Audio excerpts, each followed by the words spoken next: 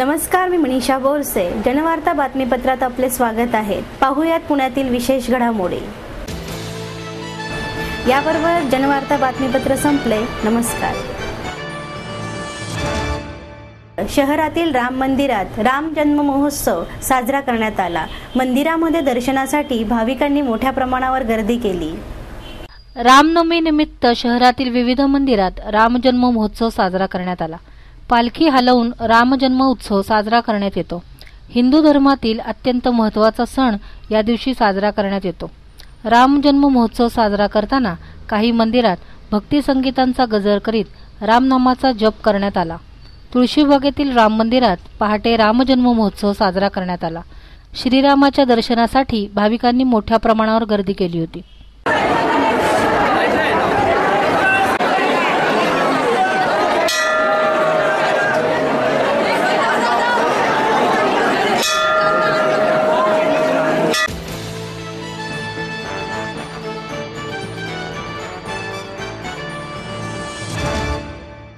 पुणे शहराचा विकास आराखडा आता महाराष्ट्र शासन ताब्यात घेणार आहे. त्यावर पुण्यातील काही लोकप्रतिनिधींनी आपल्या प्रतिक्रिया व्यक्त केल्या. पुणे शहरातील जुन्या हद्दीतील विकास आराखड्याला महापालिका स्तराची मान्यता आता अंतिम टप्प्यात आली आहे. वेळोवेळी मुदतवाढ देऊनही विहित आराखड्याला मंजुरी देण्यास महापालिका असमर्थ ठरली आहे. मुख्यमंत्र्यांनी हा विकास आता ताब्यात घेणार आहे.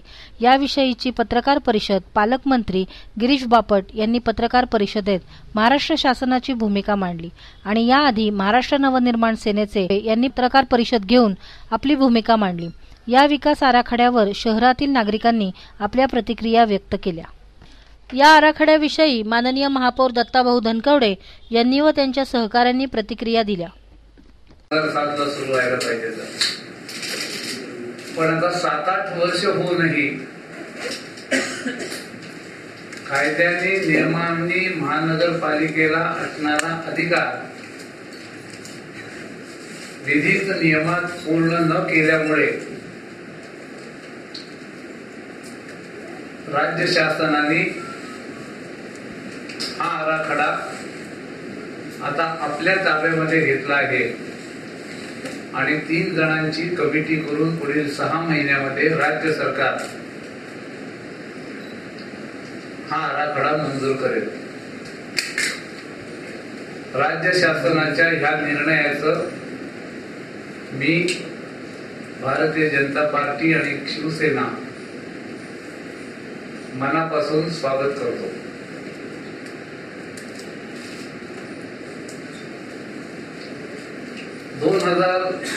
चा तर पूर्ण नाही झाला, पण याच्यावर चर्चा झालेली होती. म्हणजे असं कुठं झालं नाही की हा आराखडा करायचाच नाहीये, हा राज्य शासनाकडे पाठवायचा, असा सूर महानगरपालिका सभागृहामध्ये कुठेही नव्हता.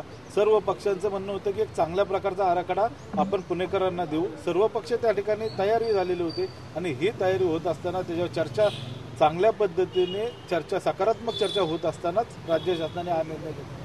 त्यामुळं असं काही नाही की आपला अपयश आहे तो आम्हाला करण्याचे, उलट आम्हाला हा आराखडा करणं गरजेचं होतं. शेवटी 87,000 नागरिकांनी पुणेकरांनी या ठिकाणी आपल्या हरकती आणि सूचना या ठिकाणी नोंदवल्या होत्या.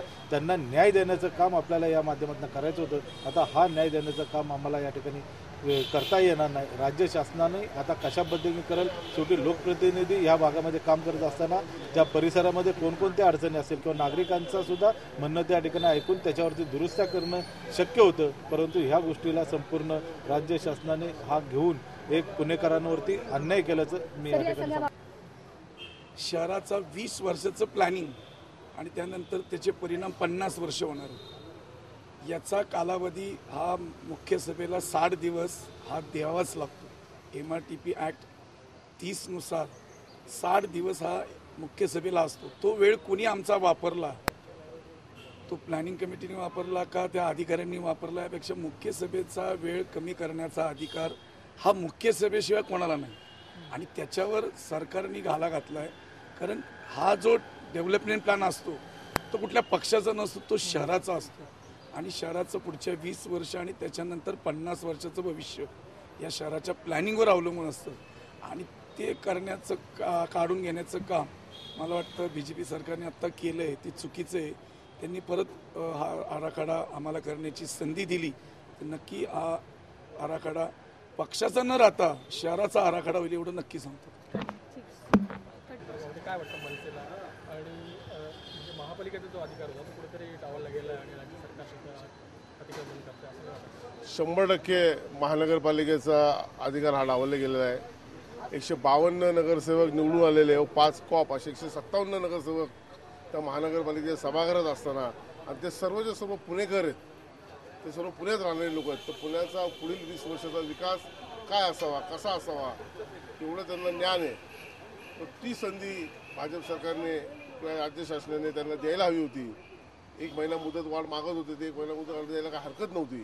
ती दिली असती तर सकारात्मक चर्चा होऊन त्या ठिकाणी साधक बाधक चर्चा होऊन काही पुणे शहराच्या हिताचे, पुणे शहराच्या नागरिकांच्या हिताचे काही निर्णय त्या ठिकाणी झाले असते. मला वाईट यायचं वाटतं की 87,000 पुणेकरांनी हरकती नोंदवल्या आणि या 87,000 पुणेकरांच्या हरकतीला एक केराची टोपली या राज्य शासनाने दिली. याच पुण्याने या भाजपला 8 आमदार 1 खासदार दिला आणि याच पुणेकरांच्या सर्व ज्या हरकती होत्या, त्या सूचना होत्या, त्या न ऐकता त्यांनी शासनाकडे तो मागवला. या अतिशय चुकीचं काम केलं. चोकलिंगम साहेब या पुणे शहराला पुढच्या 25 ते 50 वर्षाचा विचार करून अतिशय चांगला विकास आराखडा देतील. पण आपल्या माध्यमातून शासनाला मी एवढी विनंती करू इच्छितो की चोकलिंगम साहेबांच्या बरोबर त्यांनी 2 अन्य तज्ज्ञ पण दिलेले आहेत, पण त्याचबरोबर मॅकेन्झी सारख्या इंटरनॅशनल कंपन्यांची मदत घेतली. त्यांनी पण काही अहवाल तयार केलेले आहेत. तर त्यांच्यासुद्धा सूचना या विकास आराखड्यामध्ये अंतर्भूत केल्या तर या शहराला अतिशय चांगला विकास आराखडा मिळेल. शिवसेनेची भूमिका अशी आहे या सगळ्या विषयामध्ये की जुन्या शहराचा विकास आराखडा, मागे 1997 साली 34 गावं जी मर्ज झाली त्यांचा विकास आराखडा, आणि भविष्यात आत्ता 2-5 महिन्यामध्ये येणारी अजून 20-25 गावं, या सगळ्या गावांचा एकत्रित इंटिग्रेटेड डेव्हलपमेंट प्लॅन पुणे शहरासाठी व्हावा, जेणेकरून शहराचा सम्यक आणि एकात्मिक विकास होऊ शकतो. त्यामुळे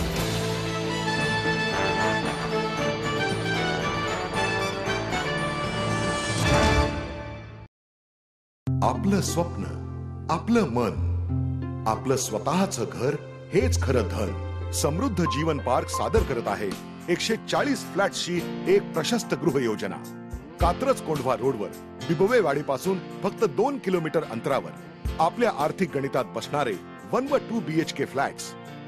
तब्बल 3 मजली पार्किंग सह ऐस पैस गार्डन, क्लब हाऊस आणि इतर सुविधांनी सुसज्ज. बुकिंग साठी संपर्क 9850937373 9850947373. समृद्ध जीवन, नांदी सौभाग्याची, सुरुवात प्रगतीची.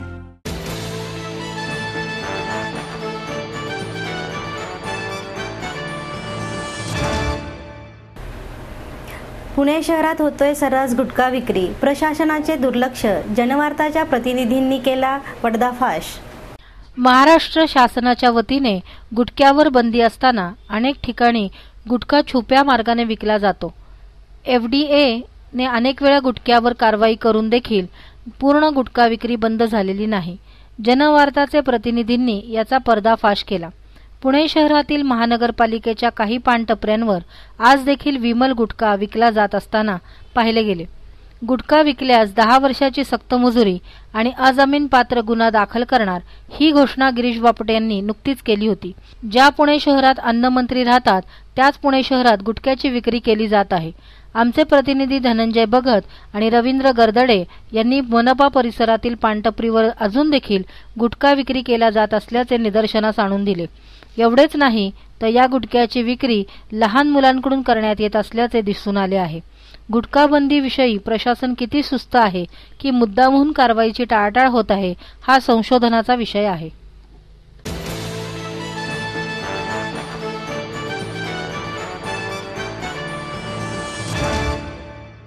आर्यभूषण प्रेस खाजगी कंपनीला न विकता गोपाळकृष्ण गोखले स्मारक तयार करण्यासाठी मागणी. महाराष्ट्र सरकारी मुद्रणालयाची जागा खाजगी व्यावसायिकांना विकण्याचा घाट संचालकांनी घातला आहे. ही वास्तू ऐतिहासिक वारसा आर्यभूषण प्रेस म्हणून प्रसिद्ध आहे. येथे गोपाळकृष्ण गोखले यांचे स्मारक म्हणून ही जागेचे जतन व्हावे अशी माहिती पत्रकार परिषदेत गोखले यांचे पणतू ॲडव्होकेट सुनील गोखले यांनी दिली. नामदार गोपाळकृष्ण यांच्या प्रयत्नातून 1906 साली ही आर्यभूषण प्रेस स्थापना झाली होती. ही प्रेस यशवंतराव चव्हाण मुख्यमंत्री असताना सरकारी मुद्रणालय चालवण्यास दिली होती. मात्र आज विरोधी सरकार ही प्रेस खाजगी कंपनीला विकण्याचा घाट घालण्याचा निर्णय घेत आहे. मोठं नाव आहे ज्ञानप्रकाश हा पेपर गांधींचा हरिजन ह्या वास्तूतून निघायचा. त्यामुळे असं असताना देखील इथल्या संचालक मंडळांनी आतला जो सगळा भाग आहे तो आता मोकळा करण्याची सुरुवात केलेली आहे. त्याच्यामध्ये जी आतली पडवीसारखी जागा आहे ज्याच्यामध्ये लाकडी तावदानं आहेत आणि हे सगळं त्यांनी आत्ता 3 मार्चला सगळं पाडून ते बाजारभावात सगळं विकून टाकलेलं आहे. त्याच्याबरोबर छोटी छोटी कपाटं आहेत, छोट्या छोट्या जुन्या वस्तू आहेत. त्याचबरोबर अनेक प्रेसचे जुने प्रेस आहेत. गोखल्यांनी त्या काळी इंग्लंड आणि जपानहून आणलेले प्रेस आहेत जे चालू स्थितीतले प्रेस आहेत असे देखील बाहेर विल्हेवाट त्याची लावण्याचं काम चालू आहे. म्हणजे केवळ आणि हे सर्व कशासाठी तर हे करण्याचं कारण असं आहे की ह्या संचालक मंडळांनी नोव्हेंबर 2012 मध्ये कोठारी नावाच्या एका जळगावच्या माणसाबरोबर एक करार केला आहे. हा कम्प्लिटली खाजगी करार आहे. हे महाराष्ट्र सहकारी मुद्रणालय आहे. त्यामुळे हे सहकारी तत्वावर खरं तर हे चाललं गेलं पाहिजे. त्यामुळे सहकारी तत्वाचा सगळा उल्लंघन करून एका खाजगी व्यक्तीला त्यांनी इथं शिरकाव दिलेला आहे. ही वास्तू ऐतिहासिक राहू द्यावी आणि गोखले स्मारक येथे उभारण्यात यावे असेही यावेळी पत्रकारांना सांगण्यात आले. ही वास्तू गोखले स्मारक म्हणूनच राहील असे अंकुश काकडे यांनी यावेळी सांगितले. काही वर्तमानपत्रामध्ये महाराष्ट्र सहकारी मुद्रणालयाच्या आर्यभूषण संदर्भामध्ये मोठी बातमी आलेली आहे, पण ती वस्तुस्थिती नाही. आर्यभूषण छापखाना हा न्यायमूर्ती गोपाळकृष्ण गोखले यांनी स्थापन केलेला छापखाना आहे. महाराष्ट्र सहकारी मुद्रणालय परंपरा पुढे चालवित आहे. त्या वर्तमानपत्रामध्ये आलेल्या बातम्यामध्ये त्या ठिकाणी कोणता तरी मोठा मॉल होणार आहे, त्या ठिकाणी हॉटेल होणार आहे, अशा प्रकारची सुनील गोखले यांना प्रकार करता येणार नाही. महाराष्ट्र सहकारी मुद्रणालय, प्रीमियर कोऑपरेटिव्ह प्रिंटर्स अशा प्रकारचं कुठलंही बांधकाम त्या ठिकाणी करणार नाही. तशा प्रकारचं बांधकाम करण्याची कोणालाही परवानगी दिलेली नाही. ही वास्तू न्यायमूर्ती गोपाळकृष्ण गोखले यांची स्मृती म्हणून जतन केली जाणार आहे. वास्तूच्या बाबतीमध्ये या हेरिटेज वास्तूला कुठल्याही प्रकारचा धक्का पोचला जाणार नाही याची काळजी संचालक मंडळ घेत आहे. तशा प्रकारचा कोणताही हेतू आमचा नाही. मध्यंतरीच्या काळामध्ये प्रेसने वेब मशीन खरेदी केलं आणि ते वेब मशीन त्या ठिकाणी बसवलेलं आहे.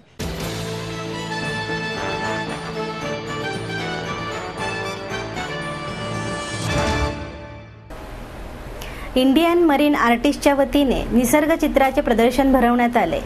Indian marine artist society Pune यांच्या वतीने समुद्र आणि समुद्रासभोवतालचा निसर्ग या विषयावर चित्र प्रदर्शन भरवण्यात आले.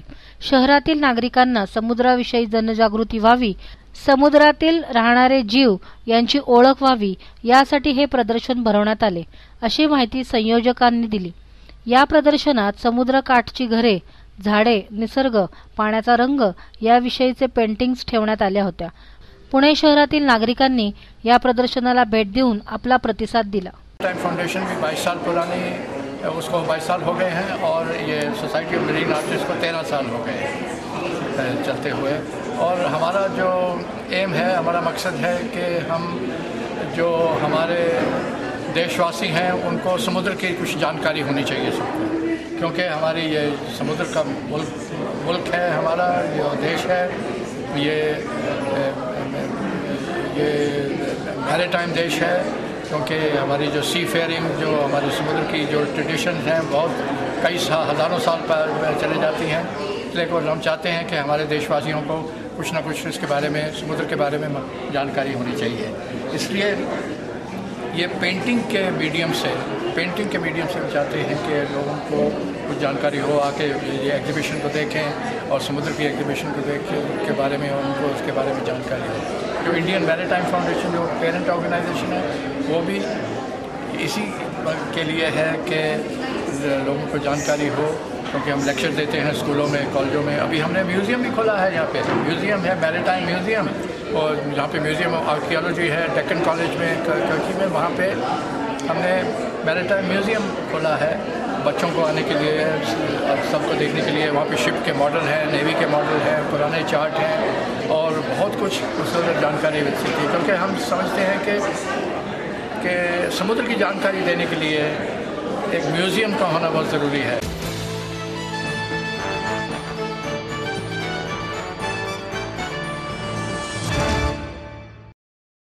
आपलं स्वप्न, आपलं मन, आपलं स्वतःचं घर हेच खरं धन.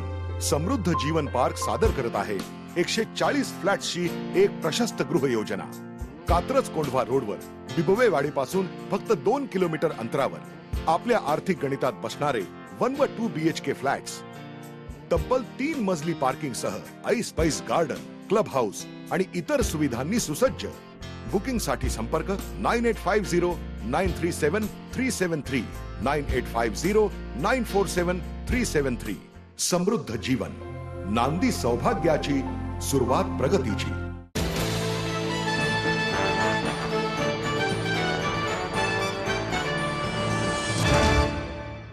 समस्त हिंदू आघाडी संघटनेच्या वतीने शिवतेज दिन साजरा करण्यात आला. व्याख्यान व पोवाड्याचे आयोजन करण्यात आले होते. समस्त हिंदू आघाडी संघटना यांच्या वतीने लाल महाल येथे शिवतेज दिन साजरा करण्यात आला. 352 वर्षापूर्वी शिवाजी महाराजांनी या दिवशी शाहिस्ते खानाच्या हाताचे बोट तोडून त्याला पळवून लावले होते. 400 पेक्षा जास्त शत्रूंचा सामना करत शिवाजी महाराजांनी स्वराज्याची स्थापना केली. याची आठवण म्हणून हा शिवतेज दिन साजरा करण्यात येतो. पण आजच्या पिढीला याचा विसर पडला आहे असे मत यावेळी व्यक्त करण्यात आले. यावेळी शिवाजी महाराजांच्या कार्यावरील आव्हाने याविषयी व्याख्यान आयोजित केले होते.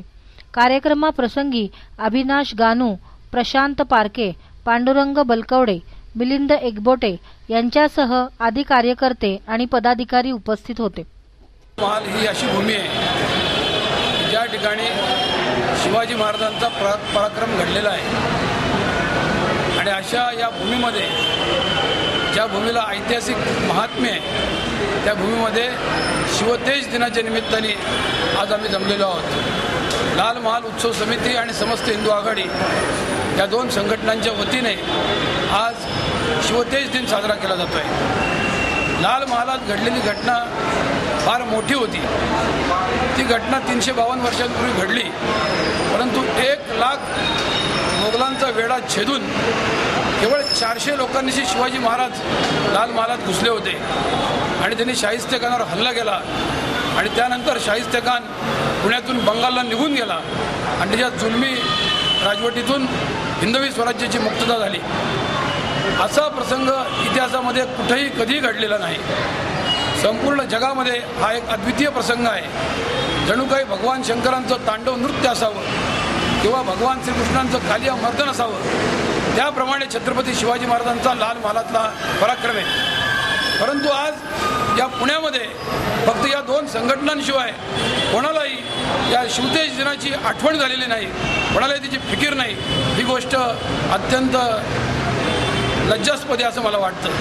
खरं म्हणजे शाहिस्ते खानाच्या 1 लाख फौजेला पळून लावणारे शिवाजी महाराज, त्यांचा हा लाल महालातला प्रसंग, त्याचा इतिहास संपूर्ण हिंदुस्थानमध्ये जागवला गेला पाहिजे. हा शिवतेज दिन एका राष्ट्रीय उत्सवाच्या स्वरूपामध्ये संपूर्ण देशभर साजरा झाला पाहिजे. जर शिवतेज दिन देशभर साजरा झाला, शाळांमधून, महाविद्यालयांमधून, वस्त्यांमधून, वाड्यांमधून जर हा साजरा झाला तर हिंदुस्थान दहशतवाद मुक्त व्हायला वेळ लागणार नाही.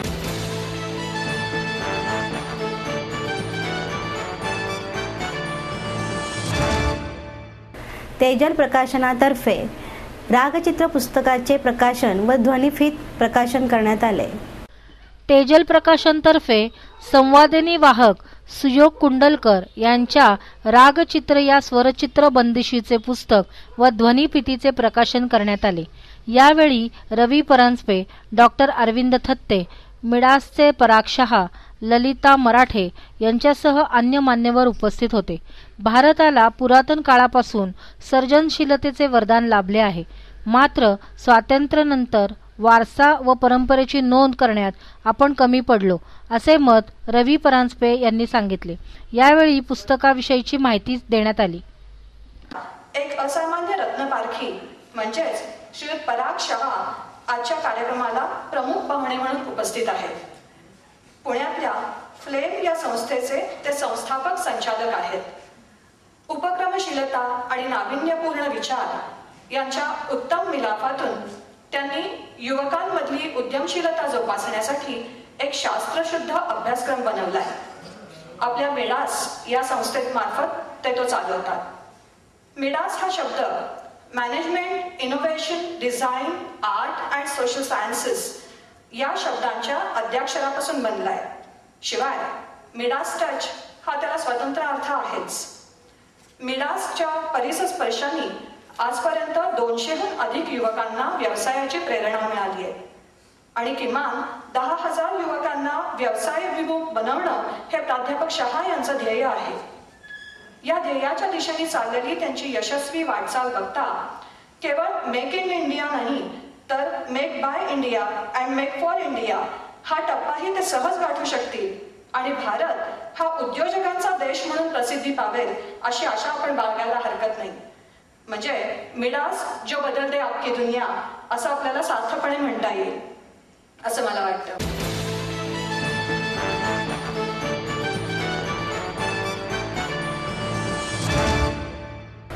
याबरोबर जनवार्ता बातमीपत्र संपले. नमस्कार.